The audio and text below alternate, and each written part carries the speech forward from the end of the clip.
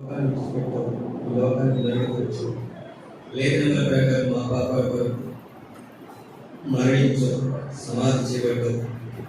సమాధిలో నుంచి మూడో దినం బయటపడి 4 దినాలు సజీవంగా కనుకొచ్చుకొని పరలోకానికి తిరిగి రానయ్యో కూడా ఈ కుడిగంతలో కూడా మీరు సహాయం చేయండి. మీ సన్నిధి మాతో ఉంచండి, మీ సమాధానం దయచేయండి, మీ పరిశుద్ధత మాకు కనిపించండి. చూపించండి. క్రీస్తుకి రాసిన 2వ పత్రిక 16వ అధ్యాయం 8వ వచనం ప్రకారం ఈ సత్యం నిమిత్తమే ఫిలిప్పీయులకు రాసిన పత్రిక 4వ అధ్యాయం 13వ వచనం నెరవేర్చడానికి ప్రార్థన చేస్తాం. అలాగే యోహాను సువార్త 14వ అధ్యాయం 26వ వచనం, యోహాను సువార్త 15వ అధ్యాయం 20వ వచనం, యోహాను సువార్త 16వ అధ్యాయం 10వ వచనం ఈ పరిచయంలో నెరవేర్చడానికి ప్రార్థన చేస్తాం. మీరే మాకు సహాయం చేయండి. పూర్వ విషయాలను బట్టి కూడా మీకు కృతజ్ఞతలు చెల్లిస్తూ ఎవరైతే రానైనా వారికి సహాయం చేయండి. మా సహాయం మీ భయంకరంగా మా దీనికరంగా ఆశ్చర్యకరంగా వచ్చింది దృష్టి నుంచి కాపాడండి. వారిని స్వప్రభుత్వ మా దేశ 16వ అధ్యాయం అలాగే దునియా గ్రంథం 1వ అధ్యాయం 9వ వచనం నీ మాటలను ఉపయోగించి ఈ చేతి కాపాడండి. మీకు భయంకరంగా నేను పాత్రగా వాడుతున్నాను. ఈ సమయం బట్టి మిమ్మల్ని స్మృతిస్తూ ప్రజలు ప్రశస్తమైన రక్తాన్ని మనం ప్రోక్షించి పవిత్రపరిచి అంగీకరించుకుని నూతన పరచుకొని ప్రార్థన చేస్తాం. మా ప్రభువును రక్షకుని వీకుమరుడు యేసుక్రీస్తును ప్రార్థించి సహాయం కొరగలుగుతున్నాం తండ్రి. ఆమేన్.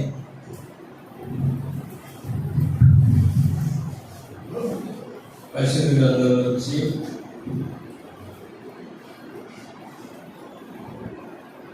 ఫిలిప్పీయులకు రాసిన పత్రిక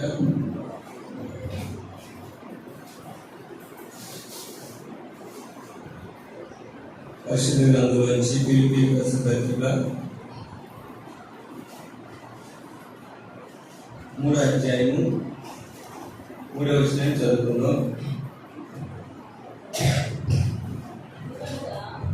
చదవండి. శరీరమును ఆస్వాదం చేసుకొనక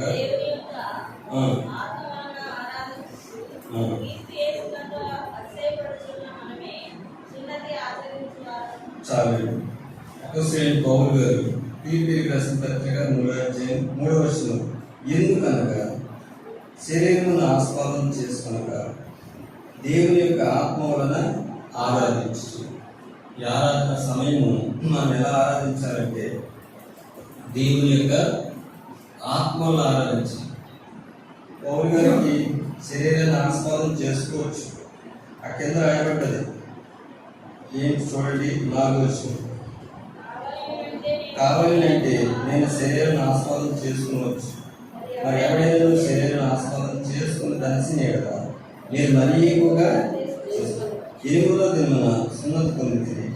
ఇశ్రాయేలు వంశవాడినై బెన్యామీను గోత్రంలో పుట్టి హెబ్రీయుల సంతానమై హెబ్రీయుడై ధర్మశాస్త్ర విషయమై పరిశీలనై ఆసక్తి విషయమై సంఘం నుంచి తీసుకుపడ్డాడు. ధర్మశాస్త్రము వాళ్ళని నీతి విషయమే అనుజ్ఞానైంది. మరి ఆయన కూడా చేసుకోవచ్చు. కానీ ఆయన ఏమంటాడంటే దేవుని యొక్క ఆత్మ వలన ఆరాధించాలి. ప్రభు యేసుక్రీస్తు గారు కూడా అదే మాట చెప్పారు. సమరయ స్త్రీ ఏమన్నారంటే దేవుడు ఆత్మ కనుక ఆయన ఆత్మతోనూ సత్యంతో ఆరాధించాలి. మన దేవుడు ఆత్మ అంటే శరీరమే, అంటే మనకున్న స్థితిని బట్టి ప్రభుని ఆరాధించినాం. దేవుడు ఏమై ఉన్నాడో అది తెలుసుకుని ఆ ప్రభుని ఆరాధించాలి. అందుకే అపోస్తలుడైన పౌలు గారు అంటే దేవుని యొక్క ఆత్మ వలన ఆరాధించు. ఎలా ఆరాధించాలంటే దేవుని యొక్క ఆత్మ వలన ఆరాధించాలి. ఆరాధన ప్రభు కోరుచున్నాడు. చూడండి కొన్ని విషయాలు. రోమీయులకు రాసిన పత్రికలో ఒక మాట ఉంటుంది. 8వ అధ్యాయము 9వ వచనం చదవండి. దేవుని ఆత్మ మీలో నివసించిన కదా మీరు ఆత్మ స్వభావమైన కానీ చూసారు. దేవుని ఆత్మ మనలో అంటే ఏ స్వభావం? అది ఆత్మ స్వభావం. ఆత్మస్వభావం అంటే మరలా చదవండి మాట, దేవుని ఆత్మ మీలో నివసించిన కదా మీరు ఆత్మ స్వభావం గలవారే కానీ శరీర స్వభావం గలవారు కాదు. ఒక మాట ఉంటుంది చూడండి కింద, అది పట్టించేయండి.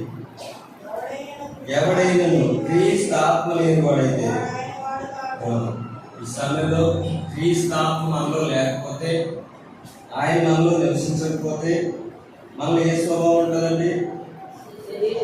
శరీర స్వభావం ఉంటుంది. ఆ శరీర స్వభావం గురించి అదే పత్రికలో పౌలు గారు రాస్తూ మాట అన్నారు చూడండి. ఆ 7వ వచనం,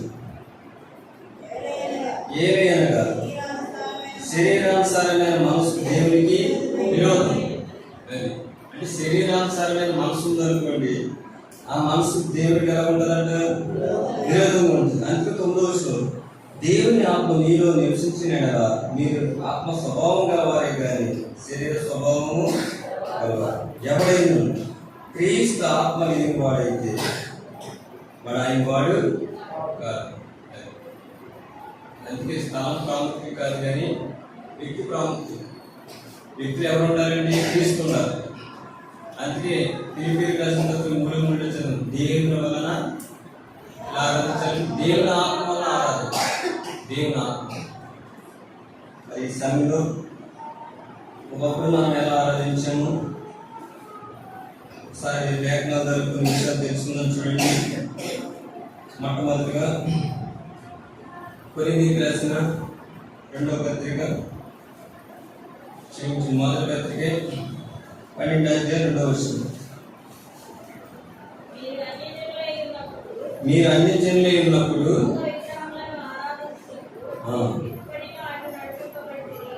దేవుడు కోరుచున్నాడు ఎలా ఆరాధించాలంటే దేవుని ఆత్మ వలన ఆరాధించాలి. కానీ మనం అన్ని జనులు అయినప్పుడు కొరింథీయులకు రాసిన పత్రికలో చూడండి 12వ అధ్యాయము 2వ వచనం చదవండి. మీరు అన్ని జనులై ఉన్నప్పుడు మోగ విగ్రహములను ఆరాధించుటకు ఎటుపడినట్టు నడిపింపకూడదని. చూసారు, ఒకప్పుడు ఆరాధన ఎలా ఉండేది? మోగ విగ్రహాలు. దేవుడు ఎవరో తెలియదు, ఎక్కడ పడితే అక్కడ నడవలేదు. మనం ఆరాధించేది ఏంటంటే మోగ విగ్రహాలు. అప్పుడు ఏమైందో చెప్పాలి, అన్ని జనులు. ఇప్పుడు ఏమైందో చెప్పండి. అప్పుడేమో అన్ని జనులు ఉన్నాం. 12వ అధ్యాయం 2వ వచనం, మీరు అన్ని జనులై ఉన్నప్పుడు మోగ విగ్రహములను ఆరాధించుటకు ఎటుపడినట్టు నడిపింపబడని మీకు తెలియదు. ఈ ఉదయకాల సమయంలో ఒకప్పుడు మన ఆరాధన ఎలా ఉందంటే మోగ విగ్రహాలను ఆరాధించాం. అప్పుడు మనం అన్ని జనులు ఉన్నాం. ఇంకా అన్ని జనులు అంతే, ఇంకే మనలో అది స్థితిగతులలో మనం ఏమైనామంటే అన్ని జనులు. అదే కీర్తన గ్రంథంలో చూడండి, అన్ని జనుల గురించి ఒక మాట ఉంటుంది. కీర్తన గ్రంథం 106వ అధ్యాయము 35వ వచనం, అన్య జనులతో సహవాసం చేసి వారి క్రియలు నేర్చుకునేది. వారి విగ్రహం, అన్ని జనులు ఏమున్నాయండి? విగ్రహాలు ఉన్నాయి. ఆ విగ్రహాలు ఏం చేశారు? పూజ చేశారు. ఇక్కడ 2 విషయాలు ఉన్నాయి. అన్ని జనులు విగ్రహాలను ఆరాధించారు, అన్ని జనులు విగ్రహాలను పూజ చేశారు. కానీ ఇప్పుడు అపోస్తలుడైన పౌలు గారు అంటారు దేవుని ఆత్మ వలన ఆరాధించారు. యేసు ప్రభువు గారు కూడా ఆ సమరయ స్త్రీలకు చెప్తాడు, ఆయన దేవుడు ఆత్మ కనుక ఆయన ఆత్మతోనూ సత్యంతోనూ ఆరాధించాలి. ఇదేనా మనం దేవుని ఆరాధించడానికి వచ్చాం. ఒకప్పుడైతే అన్ని జనులు మోగ విగ్రహాలు, అట్లా జీవం లేదు, అటువంటి వాటికి పూజ చేస్తాం. కానీ ఇప్పుడు ఎవరిని ఆరాధించాలండి? దేవుని ఆరాధించాలి. ఎలా ఆరాధించాలంటే ఆత్మతోనూ సత్యంతో. ఎన్జీల గురించి ఒక మాట రాయబడి చూడండి. అక్కడ గలతీయులకు రాసిన పత్రిక 2వ అధ్యాయం 15-16 వచనాలు చదవండి.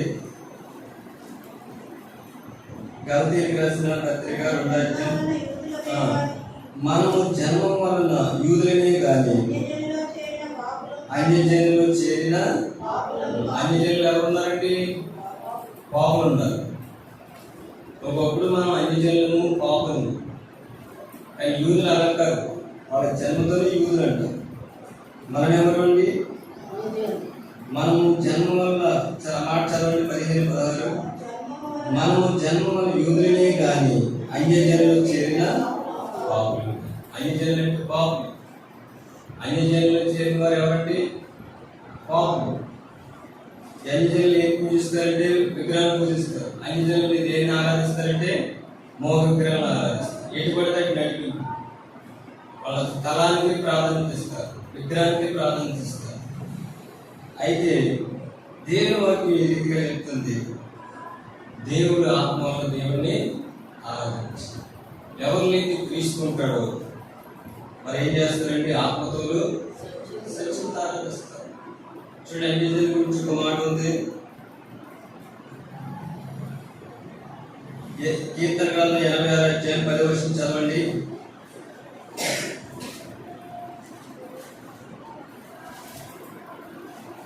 కీర్తన గ్రంథం, నీకు సృజించిన అన్యజనులందరూ అందరూ వచ్చి చూసారు. అన్యజనులు ఏం చేస్తారు? నీకు సృజించిన అన్యజనులందరూ వచ్చి నీ సన్నిధిని ఆరాధన చేస్తారు. ఆయన నామాన్ని ఏం చేస్తారండి? కనపరుస్తారు. ఇదేనా మనము దేవుని సన్నిధిలోకి వచ్చామంటే ప్రభు చూడండి ఆ మాట, నీవు సృజించిన అన్యజనులందరూ వచ్చి నీ సన్నిధిని నమస్కారం చేసుకో, నీ నామమును కనపరచు. ఇదేనా దేవుడు మనకు ఆదిత్య ఇచ్చాడు, వాక్యం ఇచ్చాడు. ఒకప్పుడైతే మోగ విగ్రహాన్ని పూజించి ఆరాధించి సాగిలి పడతాం, నమస్కారం చేస్తాం. కానీ ఇప్పుడు ఎవరు ఆరాధిస్తున్నామండి? మాట చూడండి, నీవు సృజించిన అన్యజనులందరూ వచ్చి నీ సన్నిధిని నమస్కారం. ఇక్కడ ఒక మాట ఉంది, ఏముందండి? రండి నమస్కారం చేసి యెహోవా సన్నిధిని. ఇదే నా ఆదిత్య ప్రవచించి ఒకప్పుడు అన్యజనులు దేవుని ఎరగిన వారు. అది ఒక మాట ఉంటుంది చూడండి అన్యజనుల గురించి. రోమీయులకు రాసిన పత్రిక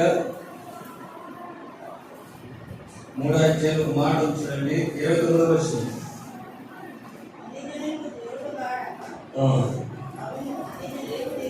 చదవక 28 నుంచి, దేవుడు యూదులకు మాత్రమే దేవుడా, అన్యజనులకు దేవుడు కాడా? అవును, అన్యజనులకు దేవుడు. దేవుడు ఒక్కడే. కానీ మనం ఏం చేస్తాం? దేవుడు ఎరగని వారిగా జీవించు, దేవుడు లేని వారిగా జీవించు, అన్యజనులుగా జీవించు. అన్యజనులు ఎవరు చేస్తారంటే పాపులు. మనం పాపులుగా ఉన్నాం, మోగ విగ్రహాలు ఆరాధించాం. అంత మాత్రమే కాదు, వాటికి ఏం చేశారండి? పూజ చేశారండి. ఇక్కడ అపోస్తలుడైన పౌలు గారు, దేవుడు యూదులకు మాత్రమే దేవుడా, అన్యజనులకు దేవుడు కాడా? నిజమే కదా, దేవుడు ఒక్కడే. ఈ భూమి మీద ఏ ప్రాంతంలో పుట్టినా మనుషులమైన మనకు దేవుడు ఒక్కడే. పరిశుద్ధ గ్రంథంలో లేఖనాలు తెలియపరుస్తున్నాయి. కానీ మనం ఏం చేస్తాం చెప్పండి? ఏ స్థలానికి పెట్టి ఆ స్థలానికి, వేటిని పెడితే వాటిని పూజించడం, ఆరాధించడం చేస్తాం. అయితే నిజమైన ఆరాధన ప్రభు యేసుక్రీస్తు వారు ఏం తెలియపరుస్తున్నారంటే, దేవుడు ఆత్మ కనుక ఆయన ఆత్మతోనూ మనలో యథార్థత ఉండాలి. గత దినాల్లో కూడా చదివాం, దేవుడు యథార్థవంతుడు కాబట్టి ఆయన్ని యథార్థంగా ఆరాధించాలి. ఆయన ఘనమైన మహారాజు. ఆ రాజును మనం ఆరాధించడానికి దినం సాగిలి పడ్డాం. ప్రభు ఆ స్థలాల నుంచి ప్రభు తీసుకొచ్చాడు. ఇంకా అన్యజనుల గురించి ఒక మాట చూడండి. ఒక మాట ఏంటంటే కీర్తన గ్రంథం 95:7 చదివిన వాక్యం ఒకసారి చూడండి. నమస్కారం చేసి సాగిలి పడ్డను. చదవండి. మనం సృజించిన, ఏం చేయాలంటే మనం సృజించిన యెహోవా సన్నిధిని మోకరించి. చాలా చూసారా, అన్యజనులకి దేవుడు ఇచ్చిన ఆదిత్యం ఏంటంటే 86 నీవు సృజించిన అన్యజనులు అందరూ వచ్చి నీ సన్నిధిని ఏం చేస్తారు? నమస్కారం చేస్తారు, నీ నామాన్ని గర్వపరుస్తారు. ఇక్కడికి వస్తే 90 కీర్తనలు ఏముందంటే 7 వస్తారు. రండి మనం సృజించిన యెహోవా సన్నిధిని ఏం చేయాలండి? మోకరించిన. అందుకే ప్రతి మోకాలు కూడా ఆయన నామం ఉంది, ఎందుకంటే ఆయన దేవుడు కాబట్టి.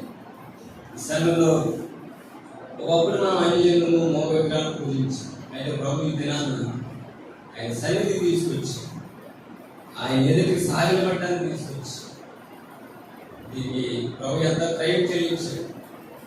ఆయన మన కొరకు ఎంతగానో తను తగ్గించుకున్నాడు ఈ లోకాన్ని. చూడండి, అన్యజనుల గురించి ఒక మాట ఉంది. మార్క్స్ సువార్త మాట్లాడు 11వ అధ్యాయం 17వ వచనం. మార్క్స్ సువార్త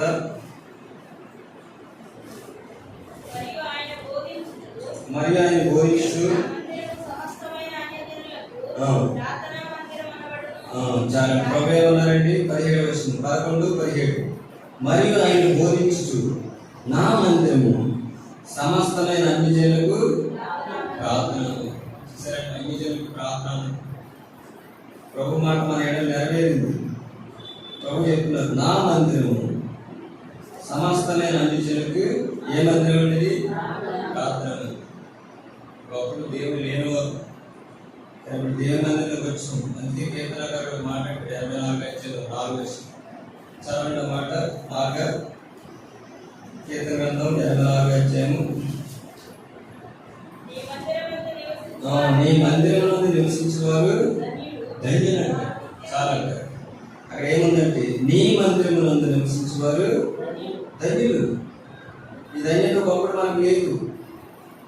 అయితే ప్రభు అన్నారు, నా మందిరము సమస్త అన్యజనులకు ప్రార్థన మందిరం. నీ మందిరంలో నివసించేవారు ధన్యులు, వారు నిత్యము నిన్ను ఏనా. దేవుని మందిరానికి వచ్చామంటే, ఆయన మందిరంలో నివసిస్తున్నామంటే దానికి కారణం ఎవరు చెప్పండి? ఇందా చదివాం కదా, రోమియోకి రాసిన పత్రిక 8వ అధ్యాయం 9-10 ఏముంది? ఏ స్వభావం అంటే ఇది? ఒకప్పుడు శరీర స్వభావం. అన్యజనులు ఉన్నప్పుడు ఏ స్వభావం అంటే శరీర స్వభావం. అది ఎప్పుడు దేవునికి విరోధమే. కానీ ఇప్పుడు ఏ స్వభావం ఇది? ఆత్మ స్వభావం. ఎందుకని చెప్పండి? క్రీస్తాత్మ మీలో నివసించిన మీరు ఏ స్వభావం గలవారు? చాలా మాట చూడండి, రోమియోకి రాసిన పత్రిక 8వ అధ్యాయం 9వ వచనం.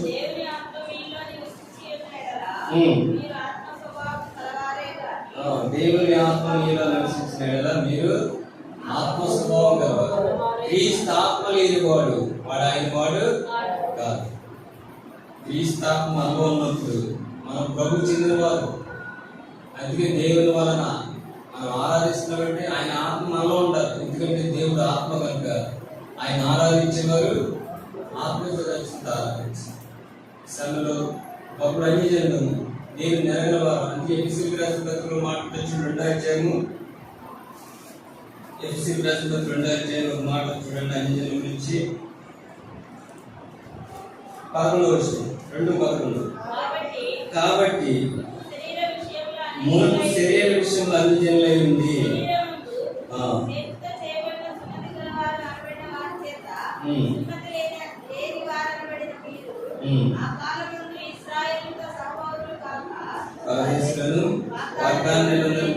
నిరీక్షణ లేని వారు, లోకమందు దేవుని లేని వారైంది, క్రీస్తుకు దూరస్తులైన మీరు జ్ఞాపకం చేస్తారు. ఒకప్పుడు దేవుడు దూరస్తుంది. ఎందువల్ల చెప్పండి? మనం ఏమైనప్పుడు అన్యజనులే. దేవుడు ఉన్నాడు, యూదులకి దేవుడే, అన్యజనులకి దేవుడే. కానీ అలా మనం ఎలా జీవించామంటే దేవుడు లేని వారుగా జీవించాం.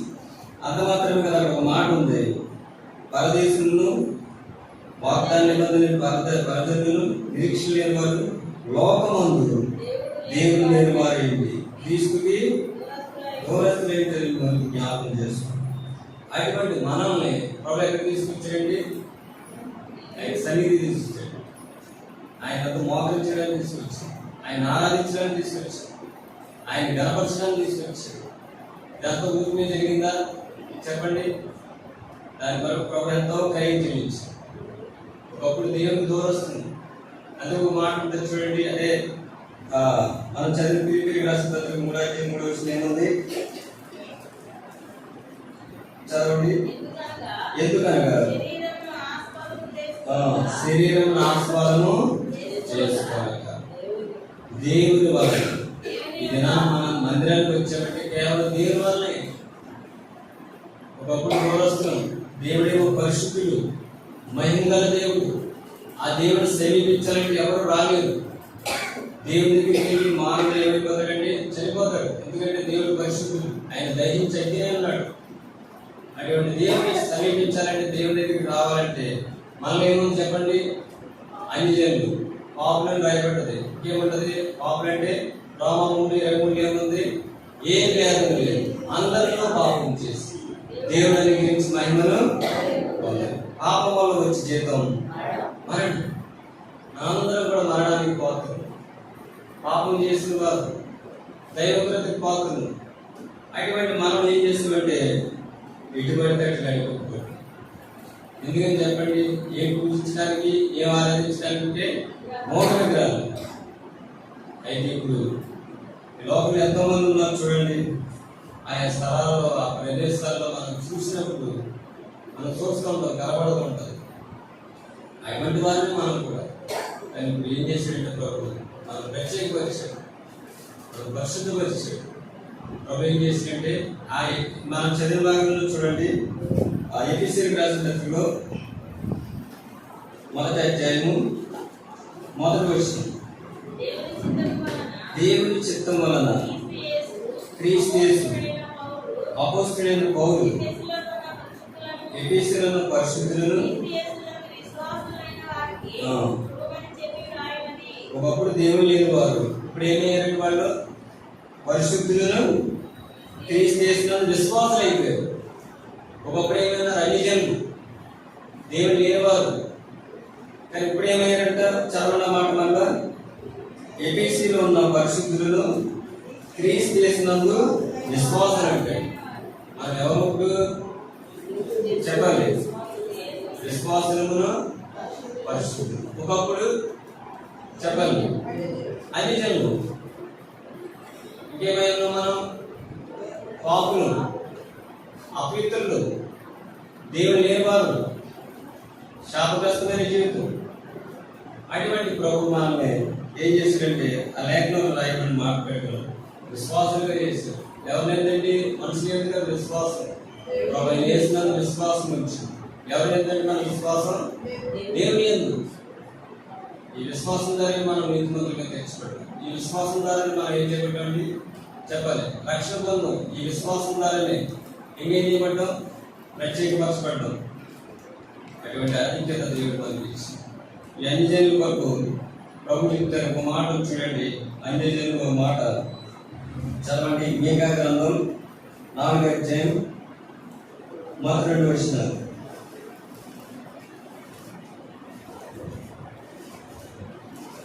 మీకా గ్రంథం అంచె దినములలో 4వ అధ్యాయం 2 వచనాలు. అంచె దినములలో యెహోవా మందిర పర్వతము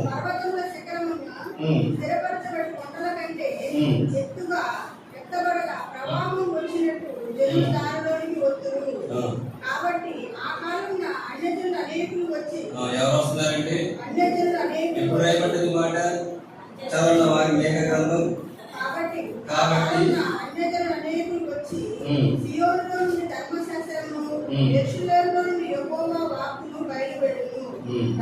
దేవుని మందిరమునకు యెహోవా పర్వతమునకు మనము వెళ్ళుదుము రండి.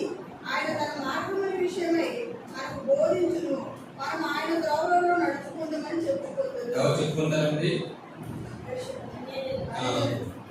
సరే, మేక గ్రంథంలో మార్చదు. అంచె దినములలో యెహోవా మందిర పర్వతము పర్వత శిఖరమున స్థిరపడి కొండల కంటే ఎత్తుగా ఎక్కగా ప్రవాహం వచ్చినట్టు జాగ్రత్తలు.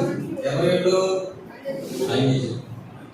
అన్యజనులు అంటే ఎవరు? విగ్రహాలు పూజించేవారు, ఆరాధించేవారు, దేవుడు లేనివారు. ఆయన ఎక్కడికి వచ్చారండి? అంచె దినాల్లో ఎక్కడికి వచ్చారు? ప్రభు చెప్పారు కదా, మార్కు సువార్త 11:15 నా మందిరం సమస్త అన్యజనులకు, నీ మందిరమును నివసించేవారు ధన్యులు. ఈ దినాన్ని మనం ధన్యులుగా చేపట్టాం. అప్పుడు అన్యజనులు. కానీ ఈ దినాన్ని ప్రభు ఏం చేసింది? మేక గ్రంథంలో రాయబడిన మాట యెషయా గ్రంథంలో కూడా చూడండి. యెషయా గ్రంథం 41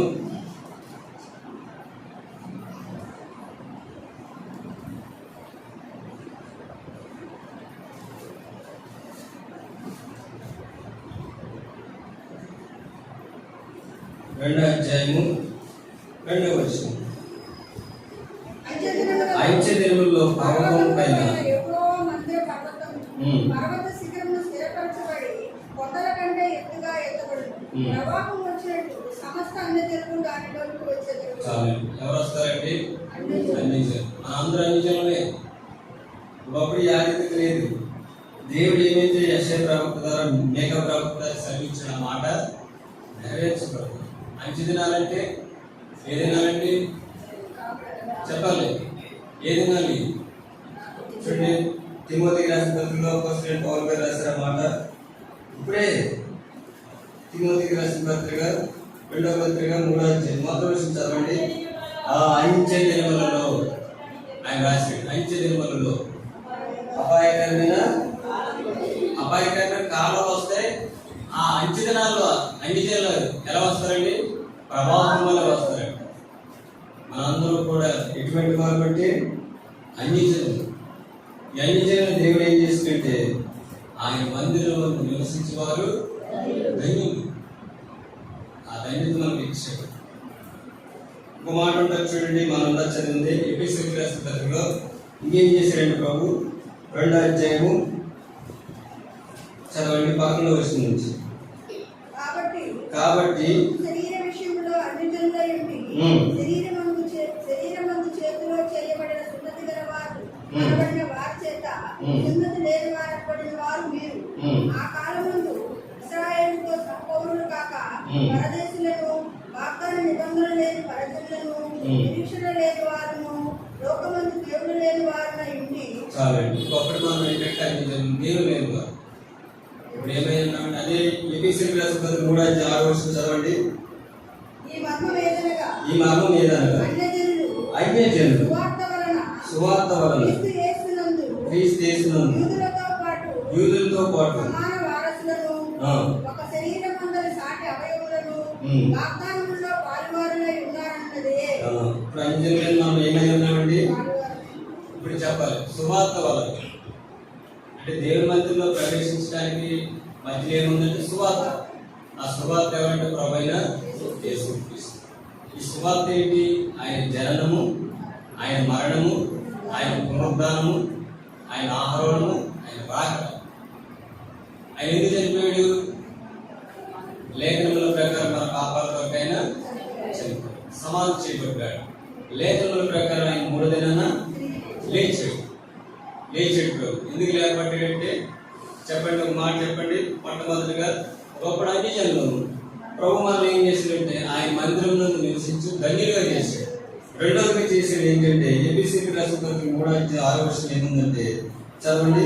ఈ మర్మం ఏదనగా అన్యజనులు సువార్త వలన క్రీస్తు యేసునందు యూదులతో పాటు సమాన వారసులు. ఇంకా భేదం లేదు.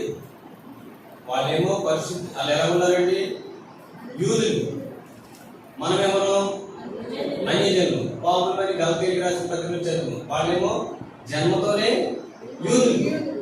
వాళ్ళు దేవుడు కలిగిన వారు, ధర్మశాస్త్రం ఉంది, వారికి వాగ్దానాలు అన్నీ ఉన్నాయి, కానీ మనకి ఏమీ లేదు. అయితే ఇక్కడ రాయబడ్డ చూడండి, ఈ మర్మం ఏదనగా అన్యజనులు సువార్త వలన క్రీస్తు యేసునందు యూదులతో పాటు సమాన వారసులు. ఎవరు? యూదులతో పాటు. ఇంకోటి, ఒక శరీరం మంది సాటి అవయవులను వాగ్దానంలో పాల్గొనేస్తున్నారు. ఇప్పుడు ఏమైందండి? అంతా సమానం. సంఘం ఒకటే. అది ప్రభు యొక్క శరీరం. ప్రభు చేసింది ఒకప్పుడు అన్యజనులు, ఇప్పుడు మనం ఏంటంటే చెప్పండి సమానత్వం వచ్చి. 3వ చూడండి, గలతీయులకు రాసిన పత్రిక ఒక మాట, చక్కని మాట. గలతీయులకు రాసిన పత్రికలోనే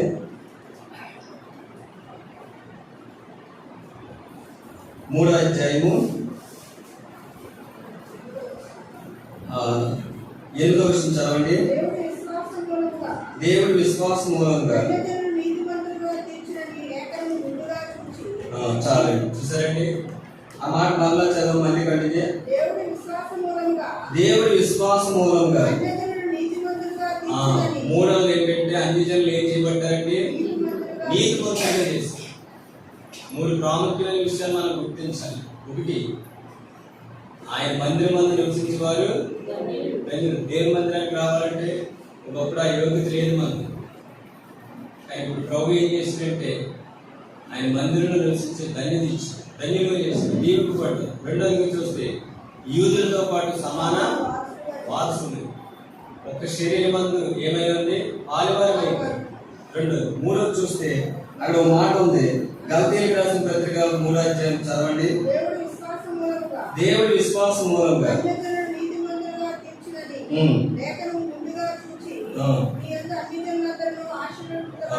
చాలా 4 విషయాలు మనం జ్ఞాపకం చేసుకోవాలి. ఒకటి, ఆయన మందిరంలో నివసించడానికి ఆదిత్యం ఇచ్చాడు. రెండోది, సమానత్వం ఇచ్చేస్తాడు. కుల భేదాలు లేవు, మత భేదాలు లేవు, దేశ భేదాలు లేవు.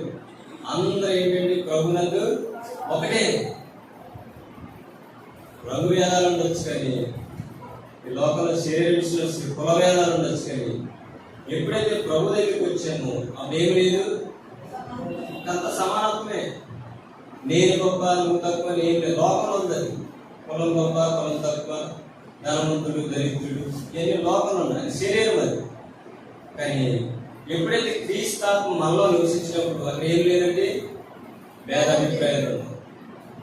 అందుకే మాట చదవండి మళ్ళీ. గలతీయులకు రాసిన పత్రిక 3వ అధ్యాయం 13-14 చదవక. ఆత్మల గురించిన వాగ్దానం విశ్వాసం మూలము మనకు లభించినట్టు అబ్రహాము పొందిన ఆశీర్వచనం క్రీస్తు యేసు ద్వారా అన్ని జనులకు సరే ఏం కలగాలి? అబ్రహాము పొందిన ఆశీర్వచనం. అబ్రహాము కూడా ఆశీర్వదింపబడ్డాడు. అన్ని జనులు మనకి ఏం కలగాలంట? ఆశీర్వచనం. ఎలా కలిగింది అది చెప్పండి? విశ్వాసమే. విశ్వాసం రావడానికి మధ్యలో ఎవరున్నారు? యేసు ప్రభు గారు. అందుకే మాట్లాడే 3వ అధ్యాయం మనం ఇంకోసారి జ్ఞాపకం చేసుకుంటే ఎందుకు వచ్చిన దేవుడు విశ్వాసం మూలంగా అన్యజనులు నీతిమంతులుగా తీర్చినని లేఖనమును ముందుగా చూసి, లేఖనాన్ని ముందుగా చూసాడు. లేఖనంలో ఎవరున్నారంటే ప్రభు అయిన యేసుక్రీస్తు గారు ఉన్నారు.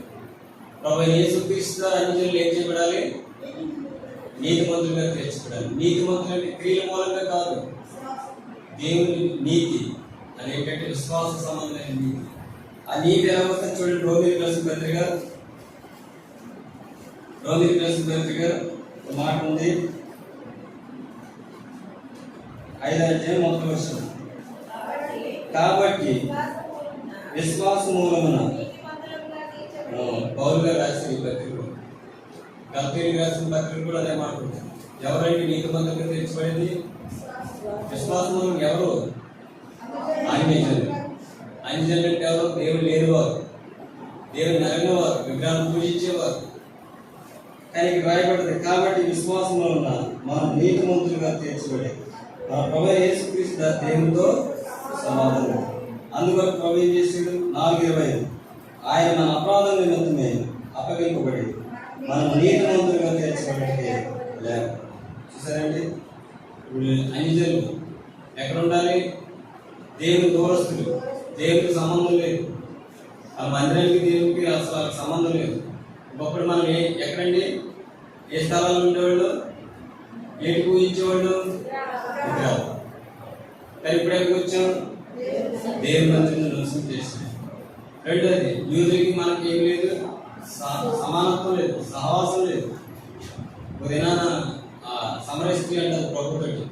యూదుడి నీవు ఏమంటారండి? చదవండి. యోహాను సువార్త 4వ అధ్యాయము. సాంగత్యం లేదు. యోహాను సువార్త చదవక 9వ వచనం. ఆ సమరస్త్రీ యూదుడి నీవు సమరస్త్రీ నాతో. చదవండి కింద భాగం. యూదులు సమరయులతో సాంగత్యము చేయరు. కానీ ఇప్పుడు ప్రభువాన్ని ఏం చేశాడండి? సమాన వారసుడు. ఎంత ఆదరించింది? మొట్టమొదటిగా దేవుని మందిరం నివసించే గణ్యత ఇచ్చాడు. రెండోదిగా సమాన వారసుడుగా. ఒక శరీరం అంతే, ప్రభు యొక్క శరీరంలో అందరూ కూడా అవయవాలుగా చేయబడ్డారు. మూడోది, నీతిమంతులుగా తీర్చాడు. నాలుగోది, అబ్రహాము పొందిన ఆశీర్వాదం. ఏంటి ఆశీర్వాదం చెప్పండి? అబ్రహాము దేవుడు ఆశీర్వదించాడు, మనల్ని కూడా ప్రభు ఆశీర్వదించాడు. ఏ విషయం ఆశీర్వదించాడు చూడండి. ఎఫెసీయులకు రాసిన పత్రిక 1వ అధ్యాయము. ఏంటి ఆశీర్వాదం? 1వ అధ్యాయము ఎఫెసీయులకు రాసిన పత్రిక చూడండి మొదలు 6వ వచనం. ఎట్లా అనగా తన ప్రియునియందు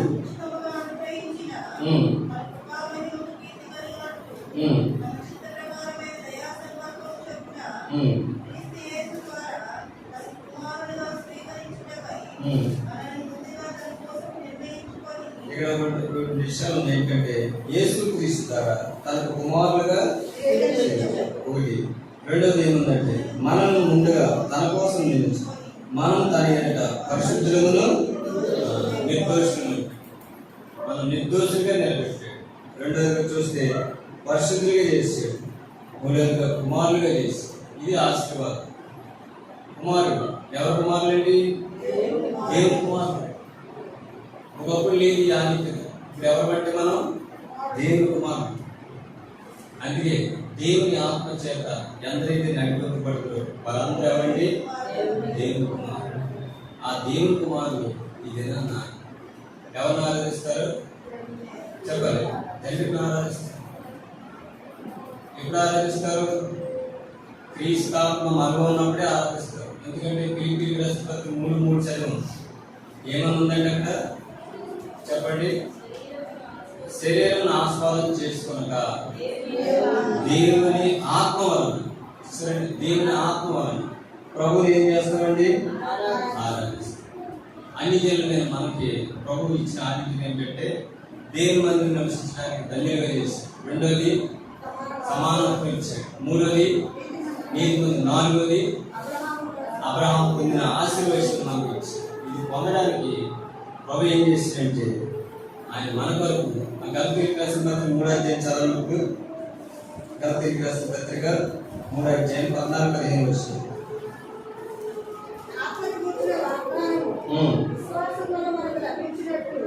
అబ్రహాము పొందిన ఆశీర్వచనము క్రీస్తు యేసు ద్వారా అన్ని జనులకు కలుగుటకై క్రీస్తు మన కోసం శాపమై మన కోసం ఏమైపోయాడండి? శాపమైపోయాడు. రాజు మీద వేలాడి ఇబ్బంది ధర్మశాస్త్రం ఇచ్చేకుంటే శాపం వస్తుంది. కానీ ఆయన ఏ పాపం లేదు, పాపానికి తగిన శిక్ష లేదు, ఆయన పాపం చేయలేదు. కానీ ఎవరి కొరకు భరించేది? అన్ని జనులని మన కొరకు. అన్ని జనులు ఏం చేస్తారండి? చెప్పాలి. మోగ విగ్రహం పూజిస్తారు. ఏజ్కేల్ గ్రంథం చూడండి. మాట నేను ముగిస్తాను. ఏజ్కేల్ గ్రంథం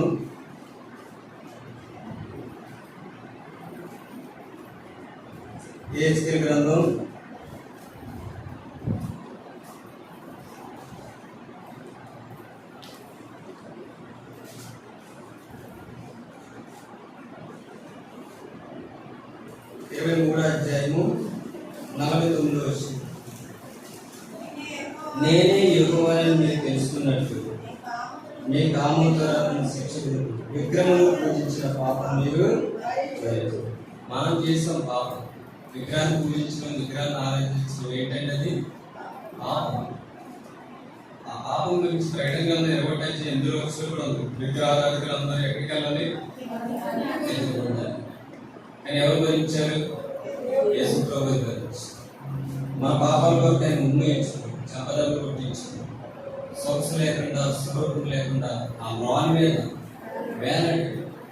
ఆయన వేలాడి సిలువపై మరణించాడు, సమాధి చేయబడ్డాడు. సమాధి నుంచి దుర్దినం లేచి ఎక్కడికి వెళ్ళిన ప్రభు పరలోకానికి వెళ్ళాడు. ఆ ప్రభుని మనం ఆరాధించాలంటే 4 ప్రాముఖ్యమైన విషయాలు ఏంటంటే అన్ని జనులు ఏమై ఉంటారంటే దేవుని మందిరంలో ధన్యులుగా చేయబడి నివసించారు. ప్రభు చెప్పారు, నా మందిరం సమస్త అన్ని జనులకి. రెండవది అన్ని జనుల మీద మనం ప్రభు ఏం చేసాడండి? సమాన వారసత్వం ఇచ్చేసాడు. మూడవదిగా చూస్తే అన్ని జనుల మీద మనల్ని నీతిమంతులుగా తెచ్చడానికి యేసు ప్రభు మన పాపాలకు మరణించి సమాధి చేయబడ్డాడు. సమాధి నుంచి 3వ దినం లేచుగా మనం ఏమయ్యామండి? విశ్వాసం మూలంగా నీతిమంతులుగా తెచ్చాడు. 4వది ఆశీర్వాదం. ఏంటంటే పరసంబంధమైన ఆశీర్వాదం. ఏంటంటే మనం దేవుని కుమారులుగా చేయబడ్డాం. రెండవది పరిశుద్ధులము. ఇదేంటండి? పరిశుద్ధులమును నిర్దోషం. అంటే దోషం లేదు. ఇంకా దేని వరకు ప్రభు నాన్ వెజ్ చనిపోయాడు, సమాధి చేయబడ్డాడు. సమాధి నుంచి 3 దినం లేచి పరలోకానికి వెళ్ళాడు. ఈ సమయంలో మనం ఎలా ఆరాధించాలండి? దేవుని ఆత్మ వల్ల ఆరాధించు. ఆత్మ నీలో ఉంటే నువ్వు తండ్రిని ఆరాధిస్తావు. ఆరాధనే దేవుడు కోరుకుంటుంది. అదే యథార్థమైన ఆరాధన, అదే ఆత్మతోనూ చేస్తారు. అన్ని జనులు ఏంటి ఆరాధించారు? మనం చదువు కీర్తనలు కూడా చదువు వాళ్ళు పూజ చేశారు. అటువంటి మనల్ని ప్రభు ఏం చేశాడు చెప్పండి? దంగిలుగా చేశాడు, నీతిమంతులుగా చేశాడు, సమానత్వం ఇచ్చి అసమానమైన ఆశీర్వాదించి ఇది మనం పొందితే ప్రభుని ఆరాధిస్తాం. అటువంటి ప్రభు దేవుడు మనకు అనుగ్రహించిన కాక ఆయన వాక్యాన్ని ఆధారం చేసుకుని ప్రభుని ఆరాధిస్తాం.